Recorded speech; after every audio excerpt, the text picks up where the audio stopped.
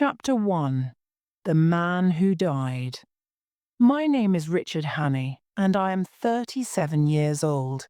I was born in Scotland, but in 1883 my family moved to Rhodesia.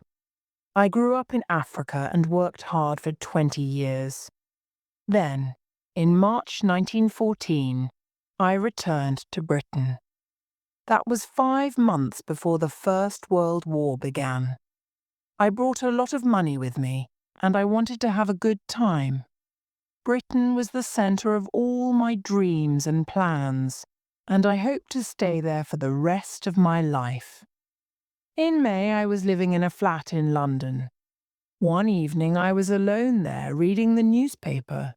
I was interested in a story about Karolides, the Greek Prime Minister. He's a good man, I thought to myself, and he's honest too. He's probably the strongest Prime Minister in Europe, and the Germans hate him. The sound of the doorbell interrupted my reading. I put down the newspaper and opened the door. A man was standing outside. He was a thin man with a brown beard and small blue eyes. I did not know his name, but he had a flat on the top floor of the building. "Can I speak to you?" he asked. "May I come in for a minute?" I invited him in and shut the door. He seemed very nervous. "I'm very sorry," he said, "but I'm in trouble. Will you help me?" "Well, I'll listen to you," I said, "but I can't promise more than that." I mixed a strong drink for him, and he drank it quickly. When he put down the glass, he broke it. "Sorry," he said. "I'm rather nervous tonight, and there's a good reason for that. Now you seem honest, sir. You look like a man who is not easily frightened. Well, I'm in great trouble, and I need a good friend." "Tell me about it," I said, "and then I'll give you my answer." "I'm an American," he said. "A few years ago, I came to Europe to work for an American newspaper. I learned several languages and discovered quite a lot about European politics. I also found out about the German plans for war, and I know a group of German spies. Well, these spies are looking for me now, and that's my problem. If you know anything about politics, sir, you'll know this. Europe is very near to war, and there's only one man who can stop it." "Who is he?" I asked. "Karolides, the Greek Prime Minister." "Oh, I've just read something about him," I said. "There's a story in the evening paper." "Yes. Well, the Germans want to kill him," he said. "They will kill me too if they can. Karolides is going to come to London next month, and he is going to visit the Foreign Office on the 15th of June. They've chosen that date to kill him. I'm the only man who can save him. And how can I help you, Mr. Scudder?" he said. "Franklin P. Scudder. I've just told you, sir, that these spies want to kill me. I thought that I was quite safe from my enemies in London. But yesterday evening I found a card in my letterbox, and there was a man's name on it. It was the name of one of the spies, my worst enemy." "You should tell the Foreign Office," I said. "They'll help you, and perhaps they can save Karolides too." "There's no time for that. My enemies know that I'm in this building. They're probably waiting outside. Do you think that I can hide in your flat, sir?" "Well, I want to check your story first," I said. "I'll go outside and look around. If I see anything unusual, I'll agree to help you. Is that all right?" I left the flat and went out into the street.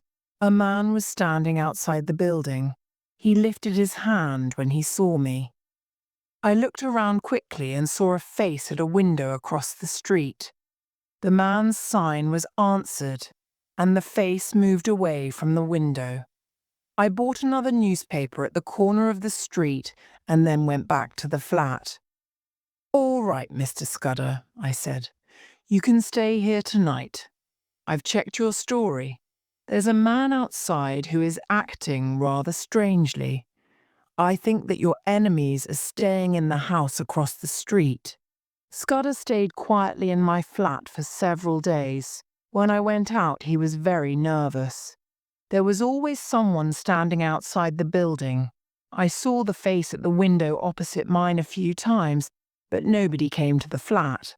Scudder read and smoked. He filled a little black book with notes and counted the days to 15th June. One day he said, "Time is passing quickly, Hannah. While they're watching the house, I won't be able to get away. If they catch me, will you continue the fight?" I liked Scudder's adventures and his story was exciting, but I had no interest in politics. He continued to talk, and I listened to some of it. He told me about a woman by the name of Julia Czechenyi, who was one of the spies. "She's a terrible enemy, Hannah," he said. "But the old man is worse." This old man was Scudder's chief enemy, and he described him very clearly. "It's strange," he said, "but he has the voice of a young man, and his eyes, Hannah. When you see his eyes, you never forget them. They're small and often half shut, like the eyes of a bird." He talked for a long time that day. I cannot remember everything that he said, but I knew that he was more nervous than usual. In the evening, I went out to dinner with a friend. It was 10:30 when I returned. I opened the door of the flat and went in. The lights were not lit, and this seemed rather strange. I put them on and looked around. There was nobody there, so I thought that Scudder was already in bed. I walked into the next room and saw something in the corner. For a moment I could not see what it was. Then I suddenly felt very cold and weak. I wanted to open my mouth and cry out, but I could not move or say anything. Scudder was lying on his back with a knife through his heart. Chapter 2. The Milkman. I sat down and felt very sick. I sat there for perhaps 5 minutes and then fear brought me to my feet again. Scudder's white face was too much for me. I covered the body with a tablecloth.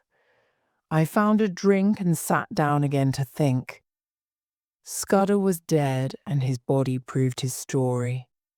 His enemies killed him because he knew their plans. "They'll kill me next," I thought. "They know that he lived on the top floor. They know that he was staying in my flat. And they'll guess that he told me their plans. What could I do? Well, I could go to the police and tell them the story. But there was the problem of Scudder's death. The police will think that I killed him, I thought.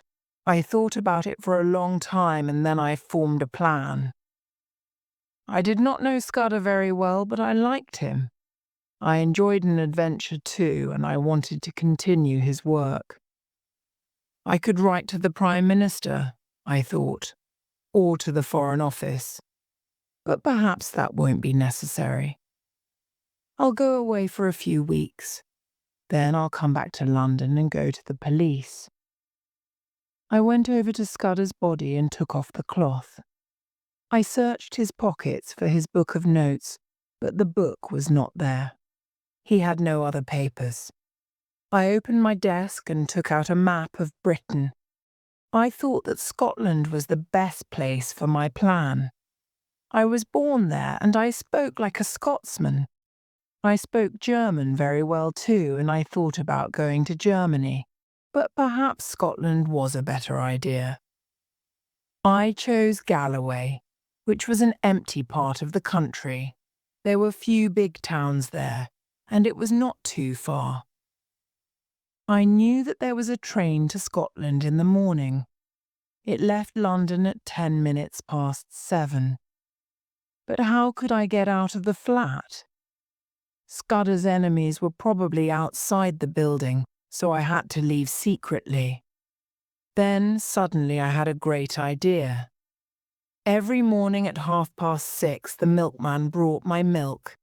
He was a young man and we were the same size. He wore a white hat and coat.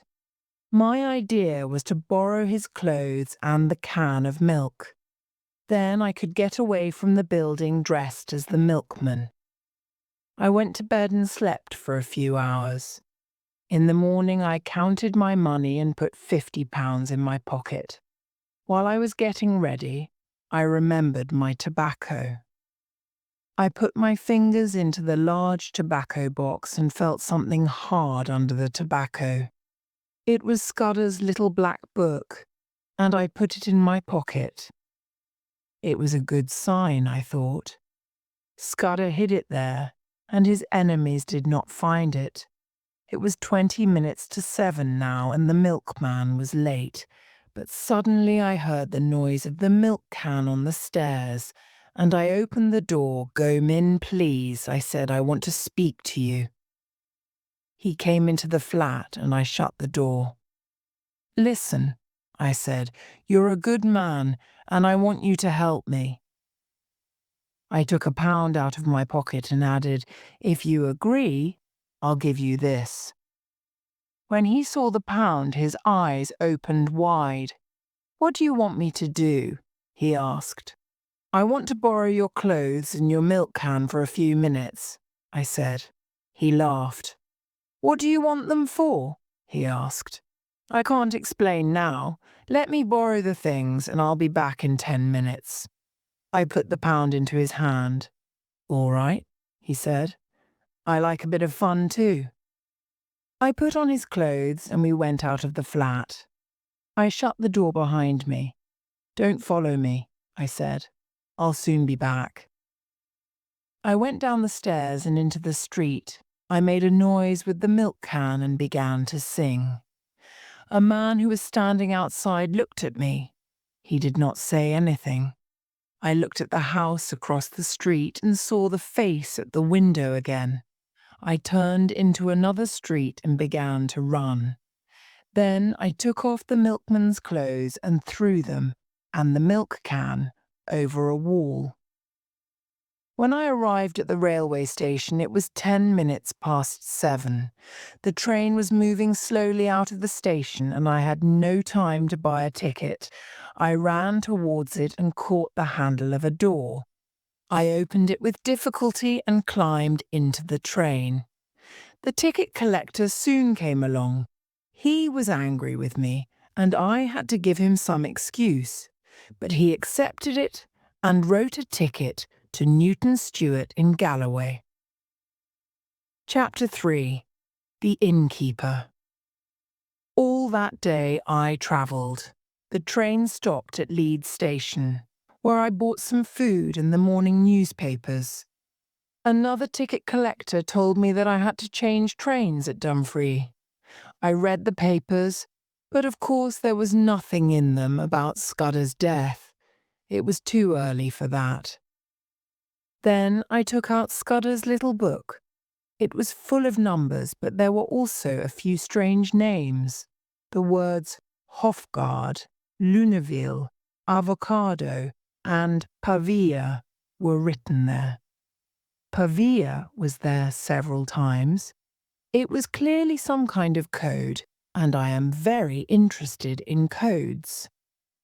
I thought about this one. I could see that there were numbers in place of letters, but what did the names mean? I knew that some of them were towns. But what code was used for people's names?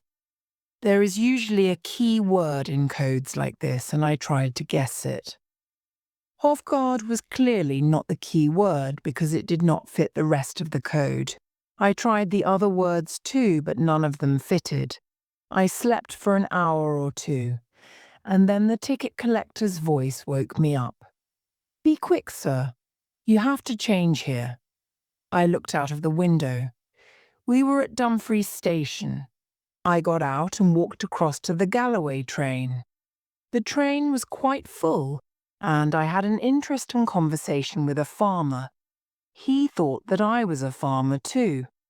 We talked about animals and the price of milk and flour.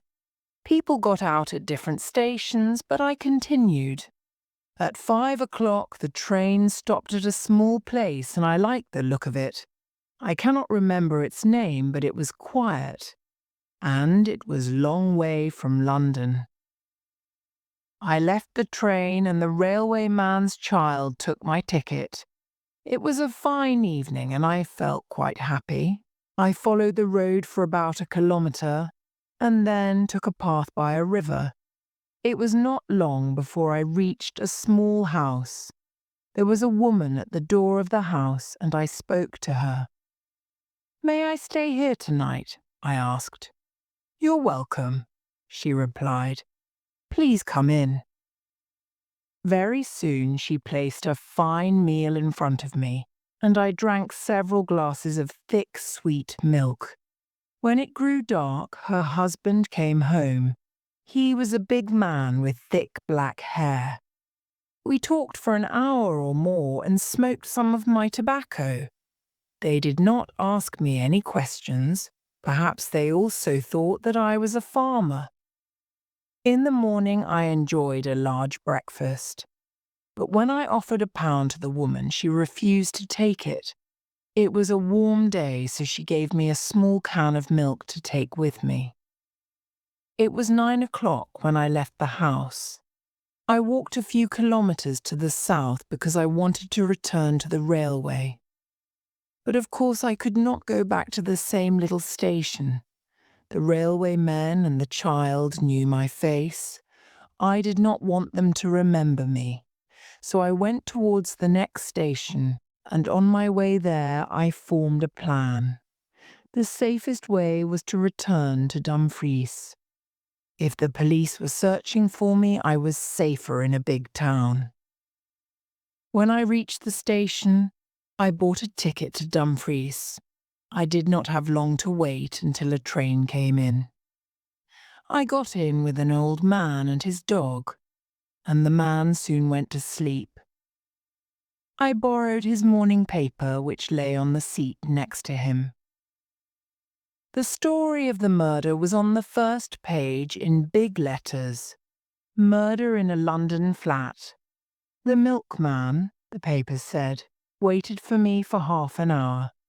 Then he called the police. They arrived at my flat and found Scudder's body. The milkman was arrested and taken to prison. I felt very sorry for the poor man. The story continued on the back page. And the latest news was that the milkman was out of prison. The police were now looking for a man named Richard the Wanhane. They believed that he was on his way by train to Scotland. I was happy that the milkman was free. He knew nothing about the murder, and he only got £1 for his trouble. The train stopped at a station which I already knew. It was the place where I got out the night before. 3 men were talking to the railway men and the child. I watched them. The child was showing them the road that I took. The train started again. While it was moving out of the station, I covered my face with the newspaper. It travelled about 1 kilometre, and it suddenly stopped again. We were not at a station. The train was near a bridge over a river. This was my chance, and I changed my plan. I opened the door and jumped out, but the old man's dog tried to follow me. The old man woke up and ran to the door. "Help, help," he cried. I ran down to the riverbank and hid in some long grass there. The ticket collector and a number of other people were standing at the open door. A lucky chance saved me. I could now see that the dog was tied to the man. Suddenly the dog jumped out of the train and pulled the old man out too. They fell down the bank, and everybody forgot me for a moment. They picked up the old man, and in the excitement the dog bit somebody. I took my chance and ran away through the long grass. When I looked back, the excitement was over. People were climbing into the train again, and soon it began to move. I walked along the riverbank and thought about my problem. I was safe, but I was also frightened. I do not mean that I was afraid of the police. I was thinking about Scudder's enemies and their plans. I felt sure that they wanted to kill me. Perhaps they wanted to see me in prison. They were a real danger to me, and I felt very frightened. My troubles were not over yet. I climbed up from the river and I reached the top of a hill. There were other hills around me, and I could see clearly for several miles. There was the railway station and 1 or 2 houses. A road ran from the station towards the east. Then I looked up into the blue sky, and my heart almost stopped beating. A small plane was flying towards me, and I knew that Scudder's enemies were in that plane. The British police never used planes to look for people. I hid behind a rock and watched. The plane flew up and down the riverbank. It was so low that I could see a man inside, but I was sure that he did not see me. Then it climbed and turned. It flew over the river again and went back to the south. I decided to leave those hills. There was no place for me to hide, and I had no chance against a plane. At 6 o'clock, I reached the road. I followed it for a few kilometers. It was beginning to get dark when I came to a house standing alone next to a bridge. A young man was on the bridge reading. "Good evening," he said. "It's a fine evening, isn't it?" "Yes, it is," I replied. "Is this house an inn?" "Yes, sir, and I'm the innkeeper. Would you like to stay here tonight?" "You're a very young innkeeper, aren't you?" "Well, my father died last year and left me this inn. I'm living here with my mother, but I don't like the work at all. I prefer to write stories, but what can I write about? I don't meet many interesting people." I suddenly had the idea that this young man could help me. "I'll tell you a story," I said, "and it's true too. I need a friend. And I'll tell you this story if you help me. I'll give you permission to write it down, but don't do anything before the 15th of June. That's a very important date." Then I sat on the bridge and told him a story. He listened, and his eyes shone with excitement. "I'm a farmer from Rhodesia," I said, "and I came to Britain a few weeks ago. I travelled by ship from German West Africa. The Germans there thought that I was a spy. They followed me all the way to Britain. They've already killed my best friend, and now they're trying to kill me." "Have you read the newspaper today?" "Yes." "Well then, you know about the murder of Franklin Scudder." The young man's eyes opened wide. He was my best friend, and he was killed in my own flat. I told him that Scudder was working for the Foreign Office before his death, and I explained that he told me some of the Germans' secrets. It was quite a long story, and I made it very exciting. At the end I said, "You're looking for adventure, aren't you? Well, you've found it now. These German spies may come here, and I want to hide from them." He took my arm and pulled me towards the inn. "You'll be safe here, sir," he said. "Tell me your adventures again, and I'll write them down." "All right, but I have some work to do first." Scudder gave me a long message in code, and I have to find out what it means. While we were going into the inn, I heard the plane again. It was flying low towards the bridge. I had a quiet room at the back of the house. The innkeeper's mother brought me my meals. This place suited me very well. The next morning I took out Scudder's notebook and began to work. The code was a difficult one and I had to try many possible key words. By midday I knew where the spaces between the words were. I did not yet know the letters. After dinner I tried again and worked hard until 3 o'clock. Then suddenly I had an idea. I was lying back in my chair when a woman's name came into my head. It was Julia Cecchini, one of Scudder's worst enemies. Perhaps her name was the key word. I tried it quickly on the code and it was right.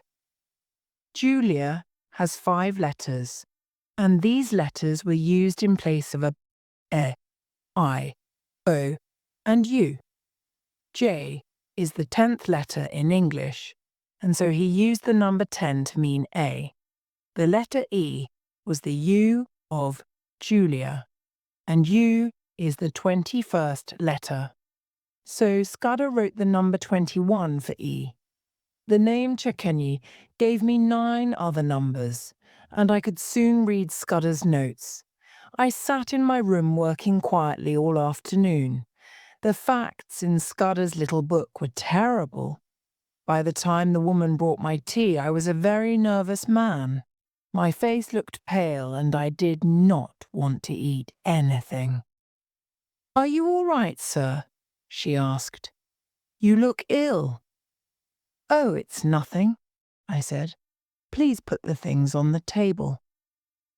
There was a sudden noise outside the inn, and the woman left my room. I heard a car stopping, and then there were voices downstairs. A few minutes later, the innkeeper ran into my room. "2 men have just arrived," he said, "and they're looking for you. They described you very well." "What did you tell them?" "I told them that you stayed here last night but left early this morning." "Can you describe them?" "One is a thin man with dark eyes, and the other is rather fat." "Do they talk like Englishmen?" "Oh, yes, I think so." I picked up a bit of paper and wrote quickly in German, "Black Stone." Scudder knew about this, but he could not act until 15 June. Karolides is unsure of his plans, and I probably cannot help. But I will try if Mr. T thinks I should. Then I tore the sides of the paper. It looked like part of a private letter. "Give this to them," I said. "Tell them that you found it in my room." 3 minutes later, the men drove away in the car. The innkeeper came back in great excitement. "Your paper gave them a surprise," he said. "The dark one turned pale, and the fat one looked very ugly. They paid for their drinks and left." "Now I want you to do something for me," I said. "Get on your bicycle and go to the police at Newton Stewart. Describe the 2 men and talk about the London murder. You can make something up. You can say that you heard a conversation between them. One man told the other that he was just out of prison. And say that you also heard Scudder's name. It isn't finished yet. Those 2 men will come back tomorrow morning, and the police have to be here to arrest them." He ran for his bicycle, and I continued my work on Scudder's notes. It was 6 o'clock when he returned. "It's all right," he said. "The police will be here at 8 o'clock in the morning." We had a meal together, and I had to tell him my adventures again. He made notes about them during the meal. I could not sleep that night. I finished Scudder's book and then sat up in my chair until morning. I was thinking about Scudder's terrible story. At 8 o'clock, 3 policemen arrived at the inn. The innkeeper met them and showed them the garage. They left their car there and then came into the inn. 20 minutes later, another car stopped a little way from the inn. I was watching from a window above the front door. The car was driven under some trees and left there. 2 men got out of it and walked towards the inn. My plan was not a very good one. I wanted the police to arrest the men. Then I was safe. But now I had a better idea. I wrote a note to the innkeeper and left it in my room. Then I opened my window and dropped quietly into the garden. I ran across the grass and along the side of a field. A few minutes later I reached the trees. The car was standing there, and I got in. I started it and drove away. The wind carried the sound of angry voices to my ears. But soon I was travelling along that road at 80 kilometres an hour. Chapter 4. The Adventure with Sir Harry. It was a beautiful morning, but I was not thinking about the fine weather or the views around me. My thoughts were all of Scudder and his notes.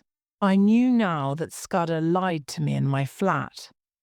He told me a lot about Karolides, and part of it was true. But he did not tell me his really important secrets. Perhaps he was afraid to tell anyone. Of course, Karolides was in danger, but the danger to Europe itself was greater. That was the real secret which Scudder kept in his little book. The words 39 steps were there several times in his notes. In one place he wrote, 39 steps. I counted them. High tide 10:17 p.m. What did it mean? The 39 steps were somewhere on the coast. The word tide proved that. But why were these steps important? Scudder's notes said that there was definitely going to be a war. Nobody could stop it. The Germans had their plans ready years before, in February 1912. They planned to kill Karolides and to use his death as the excuse for war. The Germans will talk about calm in Europe, he wrote, but they're ready for war. They're going to attack us suddenly. Scudder also wrote about the visit of a French officer to London. He was the head of the French army and was coming on 15th June. This officer will learn about the British plans and will then return to France. Scudder added that the Blackstone, the group of German spies, were also going to be in London on that same day. They hoped to learn about the plans too and to send them to Germany. When he died, Scudder was trying to stop them. I drove on through the pretty villages of Galloway. It was a beautiful part of Scotland, but I could not enjoy the calm that was all around me. I had to get away from my enemies and stop them killing me. I had to find a way to continue Scudder's work, but it was going to be very difficult. The police and the Blackstone were after me, and I had no friends in Scotland. At midday I came to a large village. I was very hungry, and I decided to stop there. Then I saw a policeman. He was standing outside the post office reading a telegram. When he saw my car, he lifted his hand. I did not stop. The policeman put out his hand and ran along at the side of the car. He caught my arm through the window, which was open. I hit him very hard, and he fell back into the road. I drove into the country again. I drove up and down several hills. I was tired and hungry. I began to look for a quiet inn where I could rest. But suddenly there was a noise above me and I looked up. The plane was a few kilometers away, flying towards me. I drove fast down a hill between the trees. A car drove out from a side road and I could not stop. I pulled the wheel hard to the right and shut my eyes. My car ran through the trees and started to fall. I saw a river 15 meters below me. I jumped out of the car and fell into the grass. There was a terrible noise as the car turned over several times. Then it lay like a pile of old metal on the riverbank. Someone took my hand and pulled me out of the grass. A kind voice said, "Are you hurt?" A tall young man was standing there.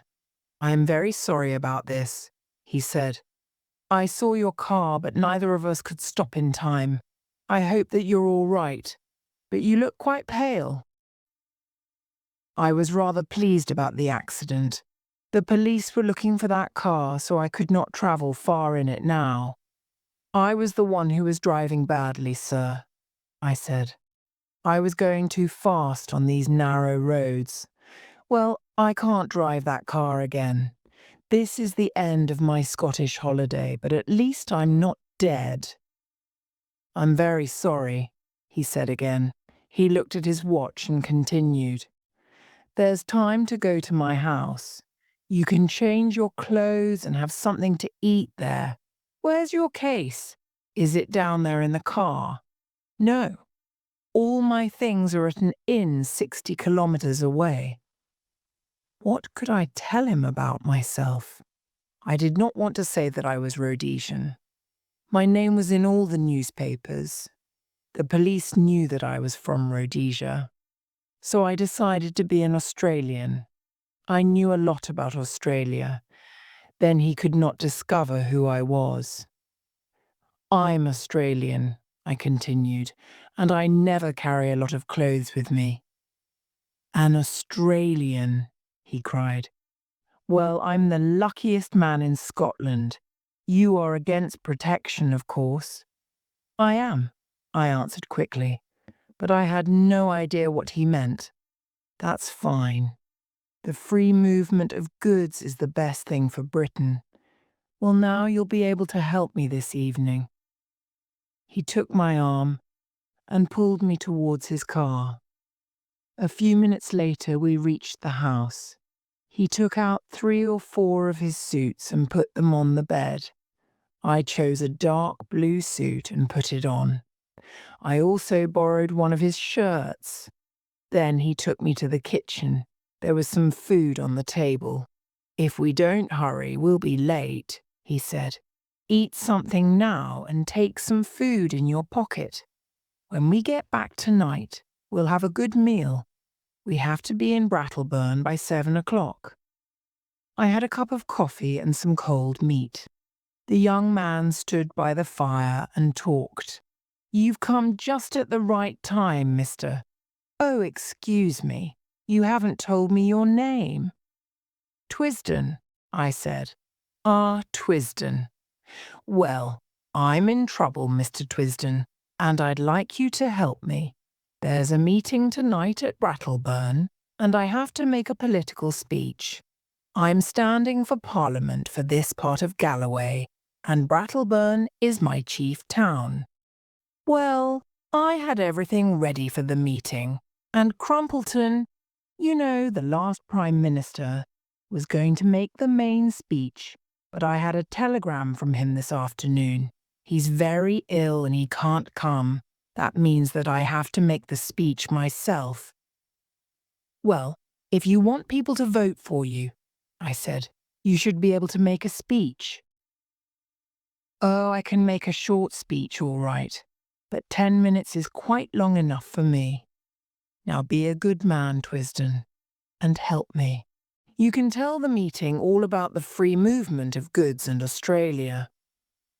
I did not know anything about this, but I needed help too.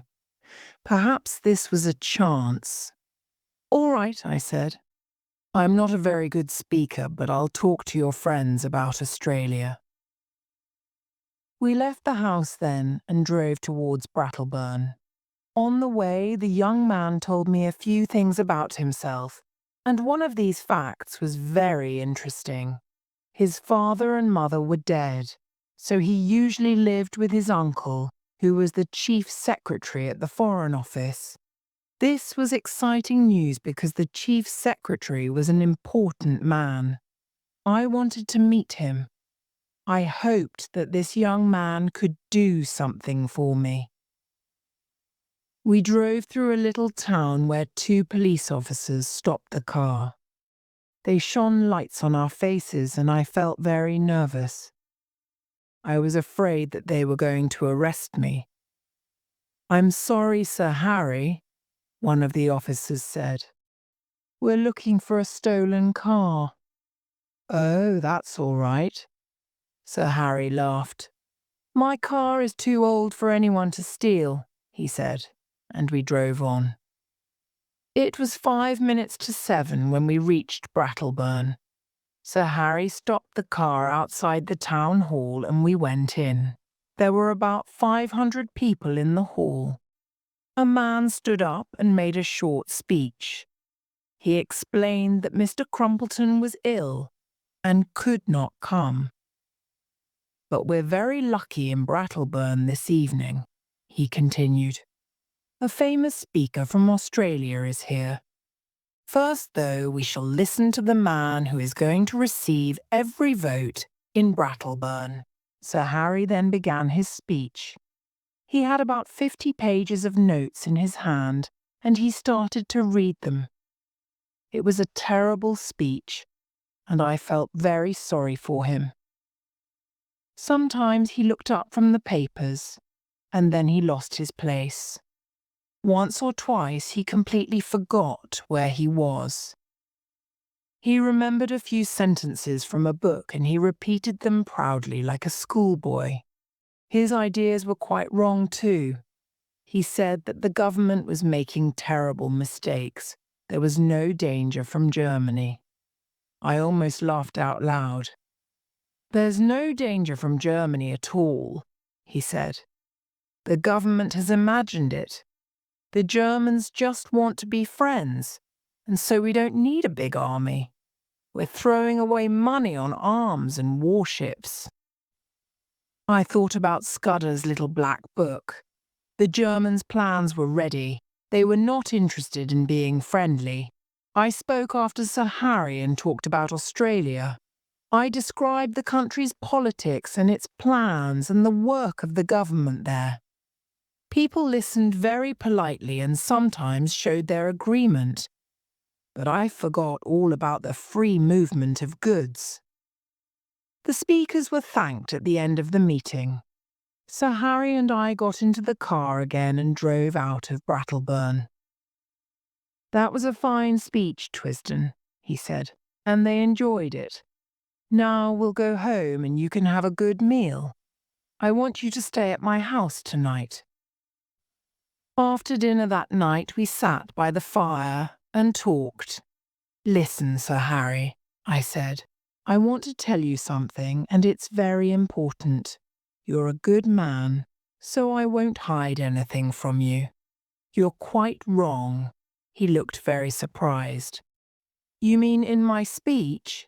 he asked. "Do you mean about the danger from Germany? Do you think they'll attack us?" "They will probably attack us next month," I said. "Now listen to this story. A few days ago, a German spy killed a friend of mine in London. I remember the light from the fire in Sir Harry's room. I lay back in a big chair and told him everything. I repeated all Scudder's notes, and I even remembered about the 39 steps and the tide. I described my adventures with the milkman and the police at the inn. Then I said, "The police are trying to arrest me for the murder, but I can prove that I didn't kill Scudder. The fact is that I'm afraid of these German spies. They're much cleverer than the police. If the police arrest me, there will be an accident, and I'll get a knife in my heart, like Scudder." Sir Harry was looking at me thoughtfully. "Are you a nervous man, Mr. Hannay?" he asked. I did not answer him in words. I took down a heavy knife from the wall. I threw the knife up in the air and caught it in my mouth. "I learned to do that many years ago in Rhodesia," I said. "But a nervous man couldn't do it." He smiled. "All right, Hannay. You needn't prove it. I don't know much about politics, but I know an honest man. I believe what you've said. Tell me what I can do to help you." "Well, your uncle is the chief secretary at the Foreign Office, and he'll be able to do something. I want you to write a letter to him. Ask him if I can meet him before 15th June. What name shall I say?" "Twisden. It's safer to forget the name Hannay." Sir Harry sat down at a table and wrote this letter. "Dear Uncle, I have given your address to a man named Twisden who wants to meet you. He hopes to see you before 15th June. Be kind to him, please, and believe his story. When he comes, he'll say the words Black Stone, and he'll sing a few lines of Annie Laurie." "Well, that looks all right," Sir Harry said. "My uncle's name is Sir Walter Bullivant, and his house is near Artenswell on the River Kennet. Now, what's the next thing?" "Can you give me an old suit of clothes?" I said, "and show me a map of Galloway. If the police come here to look for me, you can show them the car, but don't tell them anything. And if the spies come, what shall I say to them?" "Say that I've gone to London." Sir Harry brought the clothes and a map of Galloway. I looked at the map and found the railway to the south. "That's the emptiest part of the country," Sir Harry said, showing me an area not far away. "Go up the road here and then turn to the right. You will be in the hills before breakfast. You'll be quite safe up there, but you'll have to travel south on 12th or 13th June. He gave me an old bicycle, and at 2 o'clock in the morning I left his house. At 5 o'clock the sun came up, and I was about 30 kilometers away. Green hills rose around me on every side. Chapter 5. The Roadman Who Wore Glasses. I rested for a time on the top of a hill. The road ran across a flat space in front of me and then down to a river. A small house stood in the fields below, but there were no other signs of life. I was very tired, so I lay down and closed my eyes. It was 7 o'clock when a sound woke me. It was the plane again. I did not move. It flew low over the hills. It turned towards me and I could see the two men in it. Both men were looking at me. I felt sure that they knew me. Then the machine climbed quickly and flew away to the east. I had to get away from that place before they returned. They probably saw my bicycle, so I had to throw it away. I left the road and pushed the bicycle into some trees. Then I saw a small pool and threw the bicycle into it. The day was warm and clear, and I could see the road to the east and the west. There was nothing on it, but I was sure that my enemies were on their way down that road. So I turned across the hills to the north. After a time I looked back. My eyes are very good, and I saw a line of men walking side by side. There was a space of about 9 meters between one man and the next. They were all coming towards the high ground. I ran but did not get very far. There were more men in front. I can't get away from here, I thought. If I move, they'll see me, so I have to stay on the high ground and hide somewhere. I ran along the top of the hill and reached the road again. I turned a corner. of the road, and there I found the roadman. He was preparing for work, but he was moving very slowly. He looked up as I came near. "This is a terrible job," he said, "and I can't do it today. I'm too ill to work, and that's a fact." He was a strange-looking man, and he wore a pair of large glasses.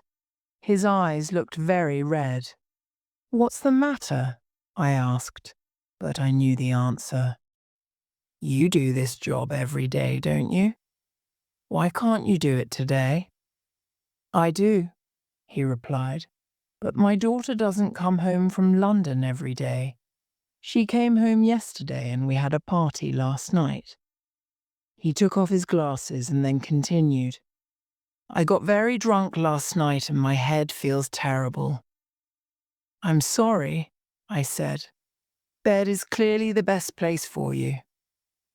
"Ah, but it's not easy. My new boss is coming today to see me and my work. If I go home to bed, he won't find me here, and then I'll lose my job." Suddenly I had a good idea. "Listen," I said, "perhaps I can help you. Does the new boss know you very well?" "No, I don't know him, but I know about him. He travels around in a little car." "Where's your house?" I asked. He showed me a small house in the fields below. "Good. You go back to bed then and get some sleep.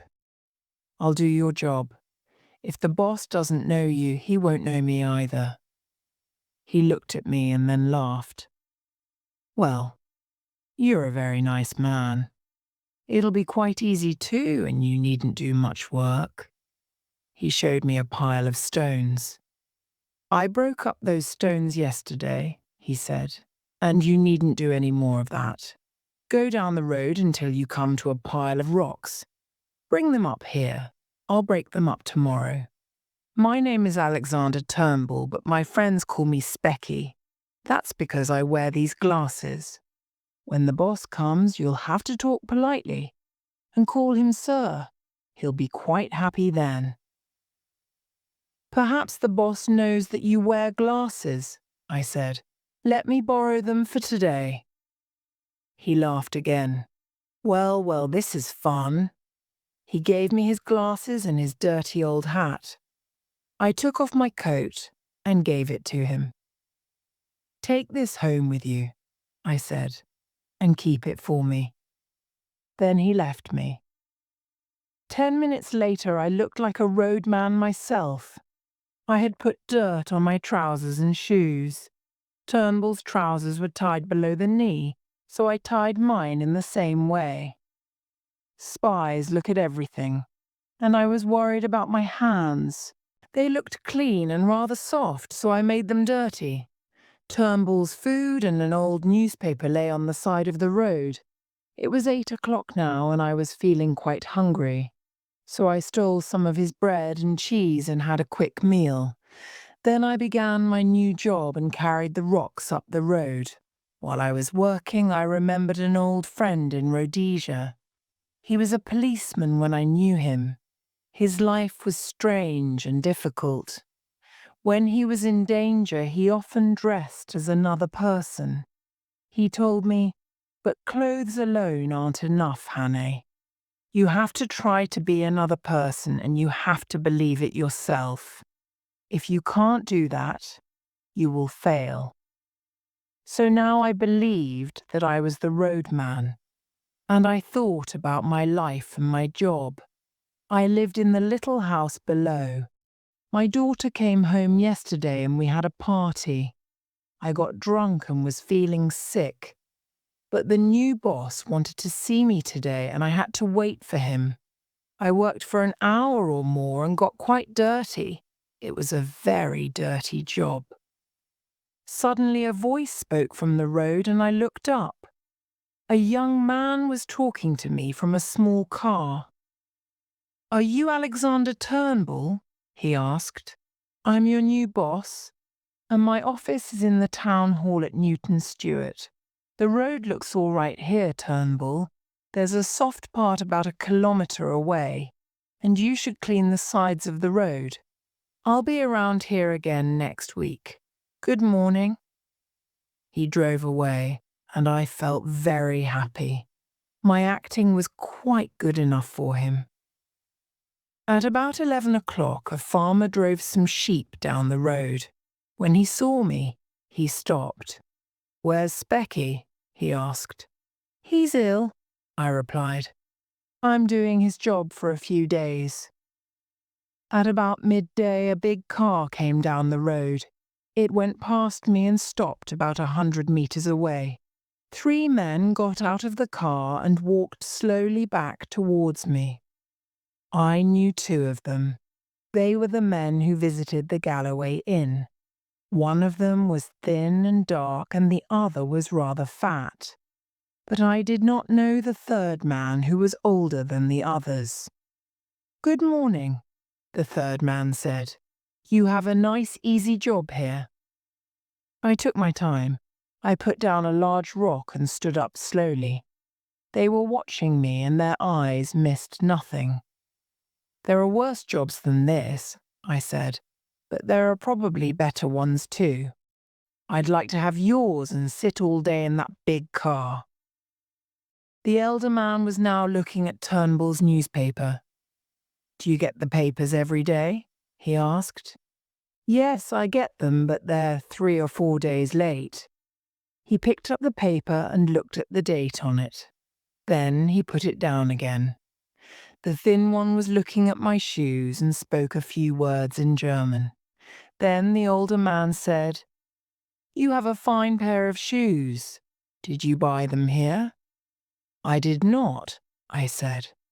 "These shoes came from London. I got them from the gentleman who was shooting here last year." "Now, what was his name?"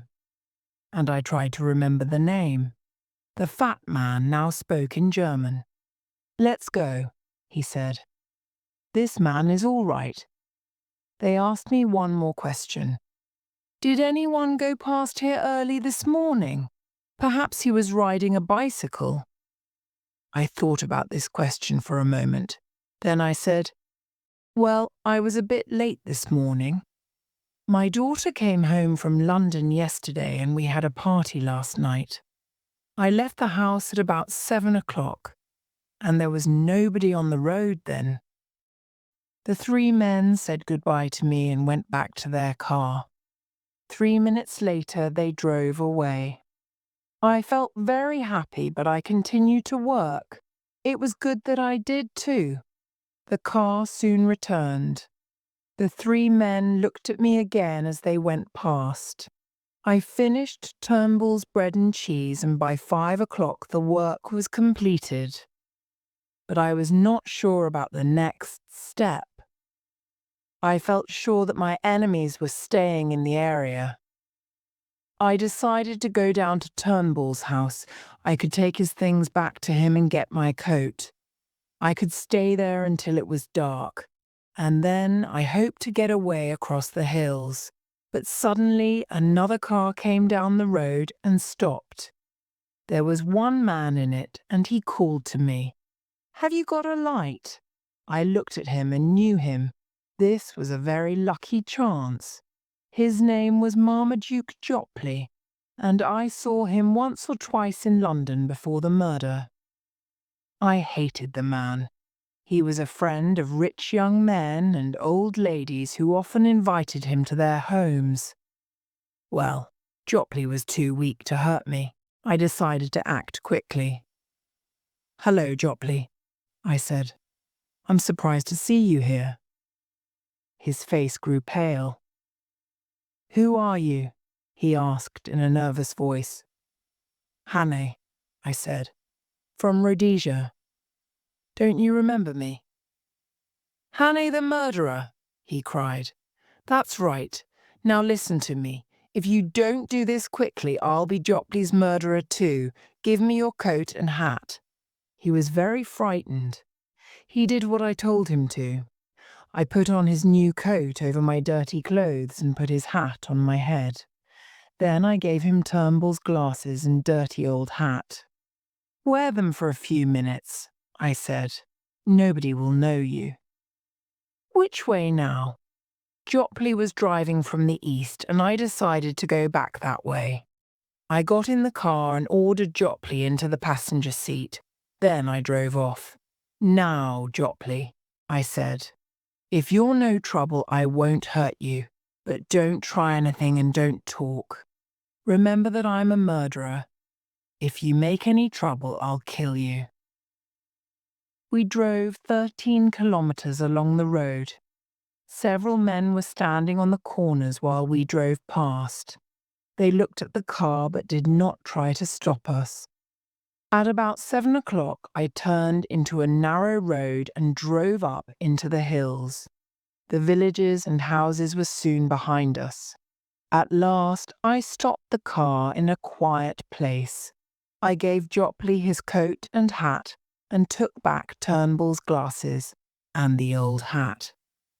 Thank you, I said. Now you can go and find the police. I watched the red light of his car as he drove over the hill. Chapter 6.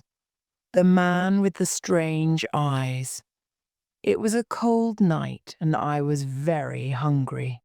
Turnbull had my coat, and my watch and Scudder's notebook were in one of its pockets. My money was in the pocket of my trousers. I lay down in some long grass but could not sleep. I thought about all the people who were helping me, and I decided that I was a very lucky man. Food was my main problem.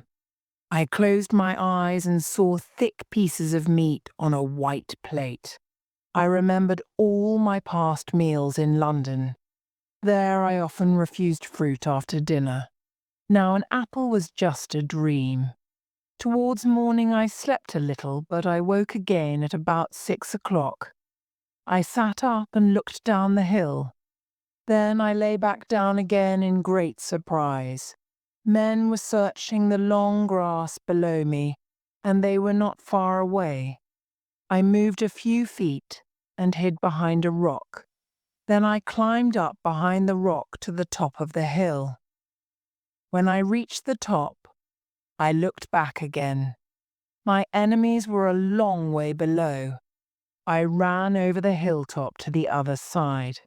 Nobody could see me there, so I ran for 1/2 kilometer.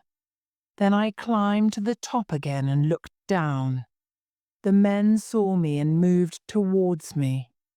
I ran back over the hilltop and returned to my first hiding place.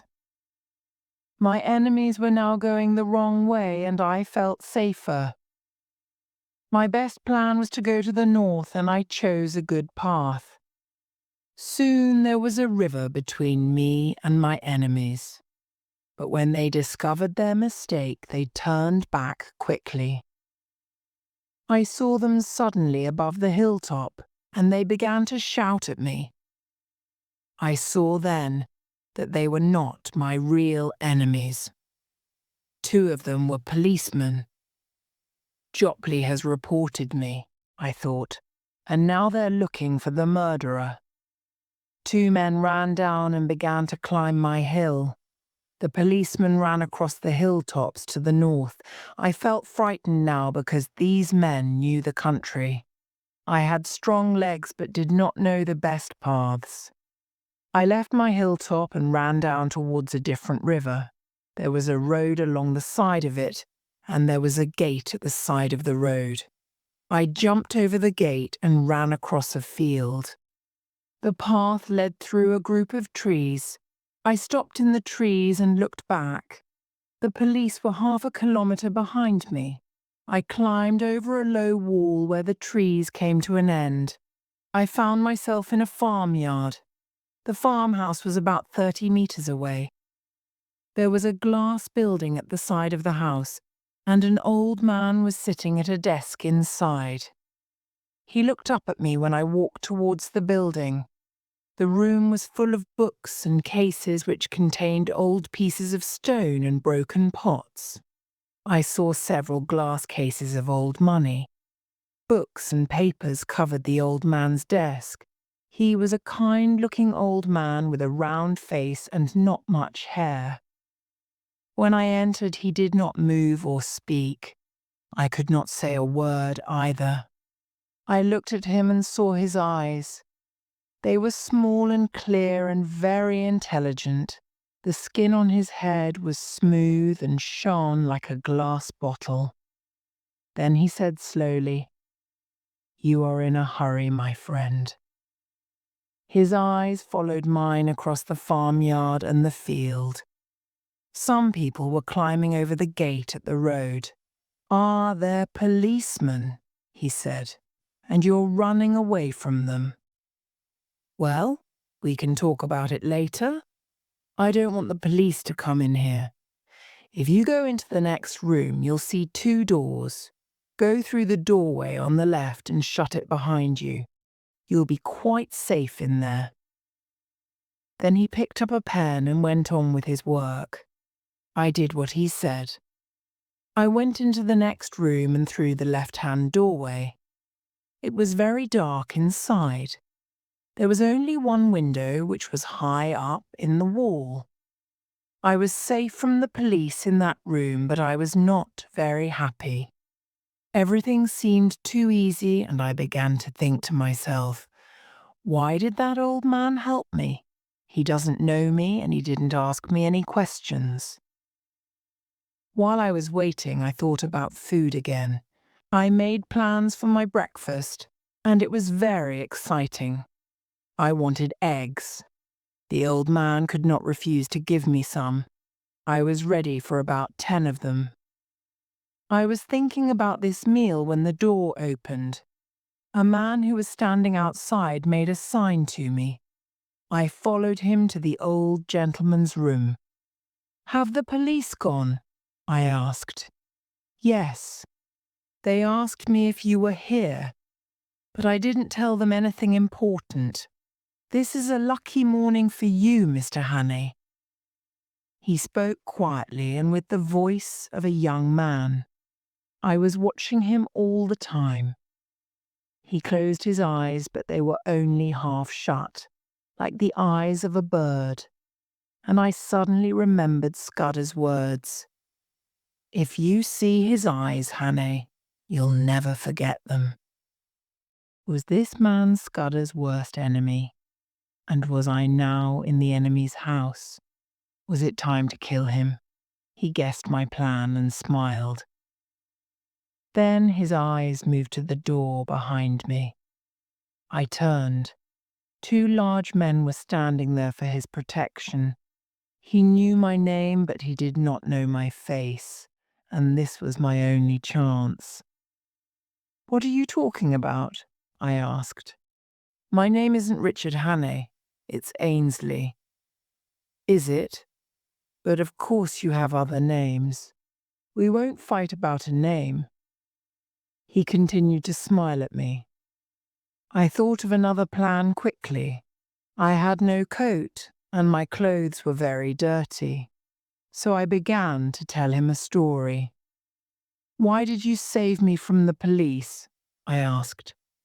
"I didn't want to steal that money. It has given me a lot of trouble. You can have it." And I took £4 from my pocket and threw them on the old man's desk.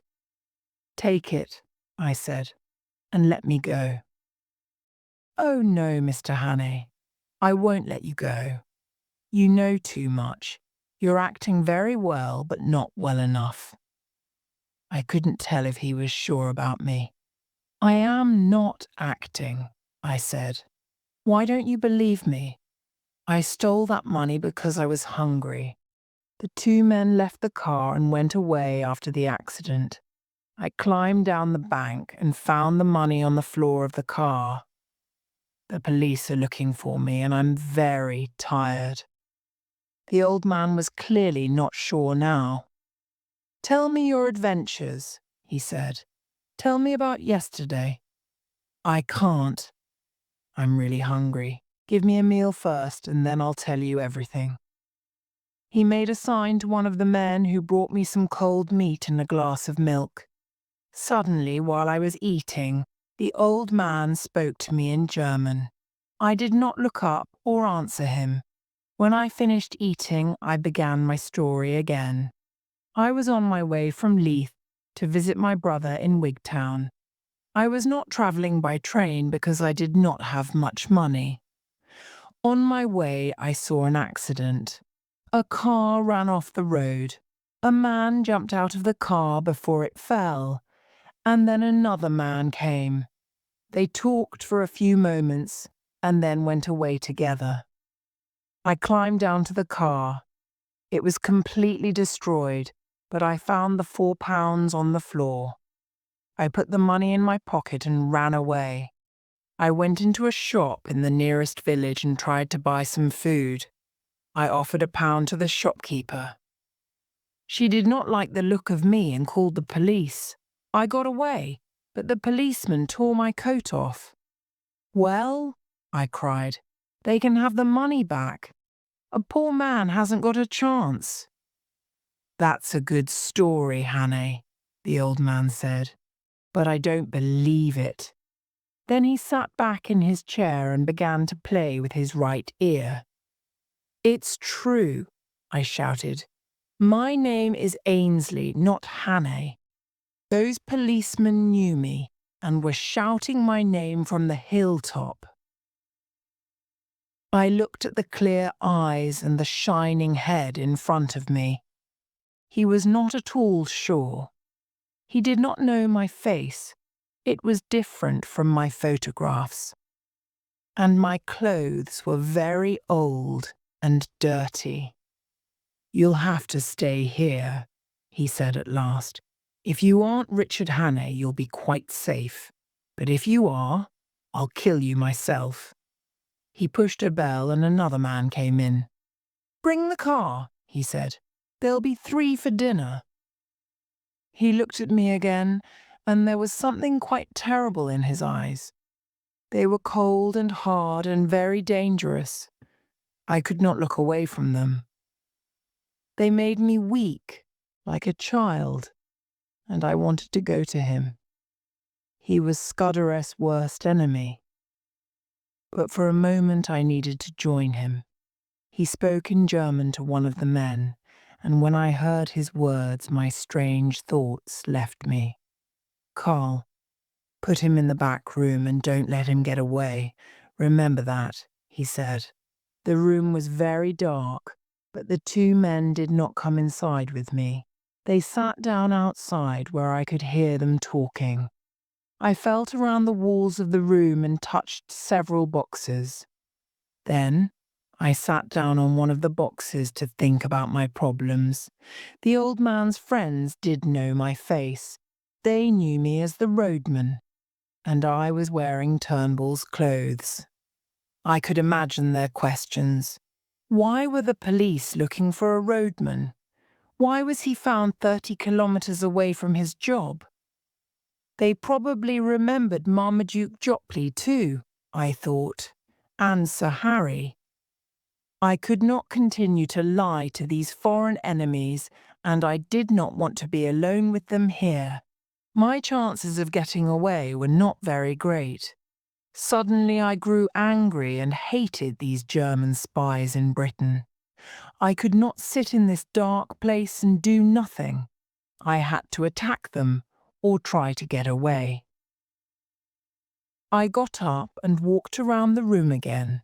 The boxes were too strong for me to open, but then I found a cupboard in the wall. It was probably locked because I could not open it, but there was a hole in the door. I pushed my fingers into the hole and then pulled hard. The door of the cupboard broke open. There were some strange things inside. There were bottles and small boxes and some old yellow bags. I found a box of detonators. I took out the detonators and placed them on the floor. At the back of the cupboard I found a strong box. At first I thought that it was locked, but it opened quite easily, and it was full of sticks of dynamite. I could destroy the house with this dynamite. I often used it in Rhodesia, and I knew it well. It could very easily destroy me too.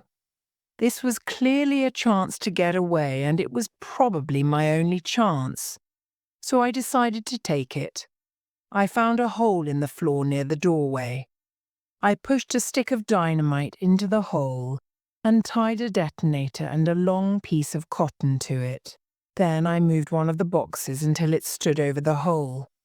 I sat down near the cupboard and lit the piece of cotton. I watched the fire as it moved along the cotton. The two men were talking quietly outside the door. Suddenly there was a terrible noise, and great heat and light came up from the floor. They hung for a moment in the air, and then clouds of dirt took their place. Thick yellow smoke filled the room, and at first I could not see anything. But there was light in the room now from a great hole in the wall. I ran towards it. The air outside was also full of smoke, and I could hear the sound of voices. I climbed through the hole and ran. I was in the farmyard at the back of the house. About 30 meters away there was a tall stone birdhouse. The building had no doors or windows, but there were a lot of small holes for the birds, and the roof seemed flat. It looked a good place to hide.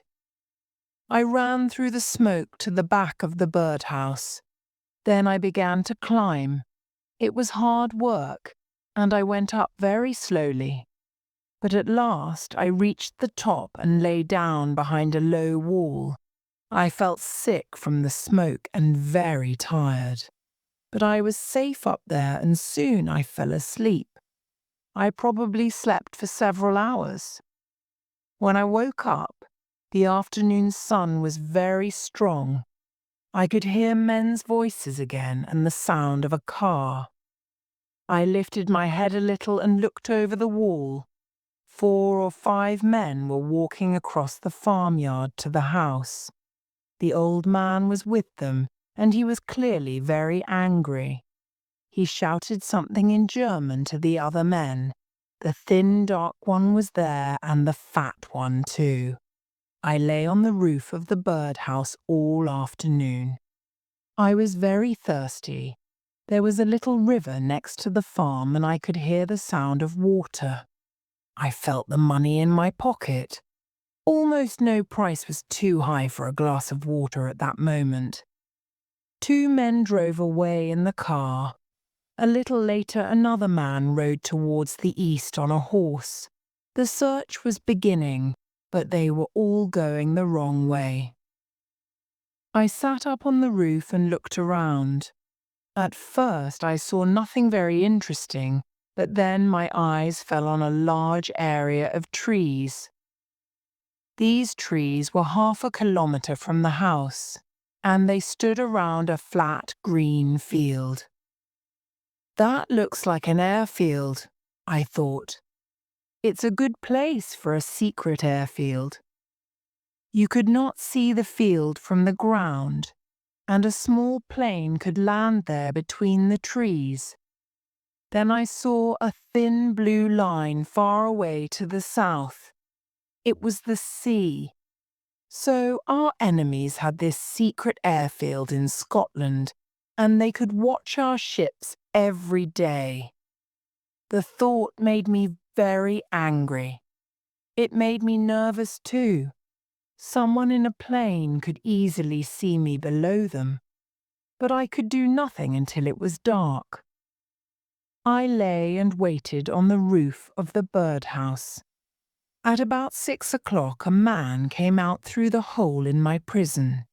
He walked slowly towards the birdhouse, and I felt quite frightened for a moment. But then we both heard the plane at the same time. The man turned and went back inside. The plane did not fly over the house, and I was happy about that. It flew around the trees once and then landed. Some lights shone for a moment or two, and 10 minutes later I heard voices. After that, everything was quiet, and it began to grow dark. I waited until about 9 o'clock. Then I climbed down from the roof and reached the ground safely. I moved away from the birdhouse on my hands and knees. I went first to the little river. I lay there and drank the cold water. Then I began to run. I wanted to get as far away as possible from that terrible house.